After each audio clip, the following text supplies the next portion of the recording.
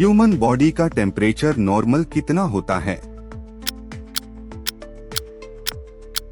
Option B 37 degree Celsius.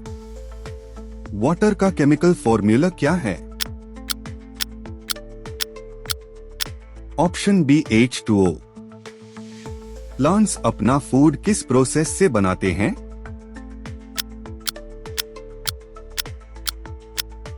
Option C photosynthesis. Blood का red colour किस वजह से होता है?